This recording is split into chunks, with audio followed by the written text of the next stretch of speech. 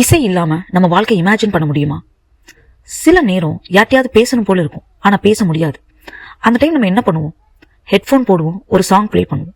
அதுதான் அந்த 3 to 4 minutes நம்ம மனசை யாரோ புரிஞ்சுக்கிட்ட மாதிரி இருக்கும், நம்ம கூட யாரோ பேசுற மாதிரி இருக்கும். இந்த சாங் நம்ம சிச்சுவேஷனுக்கு தான் எழுதுனாங்க போலன்னு கூட தோணும்ல. தோல்வி வந்தா ஒரு மாஸ் சாங் கேட்டா போதும், நம்ம நிறைய அது சேஞ்ச் பண்ணிடும்.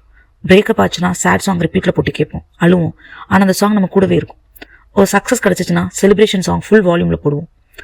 லைஃப்ல ஒவ்வொரு ஸ்டேஜுக்கும் ஒரு சாங் கனெக்ட் ஆயிருக்கும். ஸ்கூல் மெமரிஸ்னா ஒரு சாங், காலேஜ் க்ரஷ்னா ஒரு சாங், ஃபர்ஸ்ட் சேலரிக்கு ஒரு சாங், லேட் நைட் லோன்லினஸ்க்கு கூட ஒரு சாங். நம்ம வாழ்க்கையே ஒரு பிளேலிஸ்ட் மாதிரி தான். மூட் சேஞ்ச் ஆகணும்னா சாங் சேஞ்ச் பண்ணிடும். ஸ்ட்ரெஸ் ஆகுதா மியூசிக், ஓவர் திங்கிங் வருதா மியூசிக், மோட்டிவேஷன் வேணுமா மியூசிக். சம்டைம்ஸ் அட்வைஸ் வேணாம், கூகுள் வேணாம், மோட்டிவேஷனல் ஸ்பீச் கூட வேணாம், ஒரு நல்ல சாங் போதும். அது நம்ம மனசை காம் பண்ணும், கான்ஃபிடென்ஸை கொடுக்கும், உன்னால முடியும்டான்னு சொல்லும். அதுதான் மியூசிக். ஜஸ்ட் என்டர்டெயின் பண்ணாது, அது கனெக்ட் பண்ணும், ஹீல் பண்ணும், உங்க லைஃபை லிஃப்ட் பண்ணும். உங்க வாழ்க்கையை சேஞ்ச் பண்ண ஏதாவது ஒரு சாங் இருக்கா? கமெண்ட்ல சொல்லுங்க. லைக் பண்ணுங்க, ஷேர் பண்ணுங்க, சப்ஸ்கிரைப் பண்ணுங்க.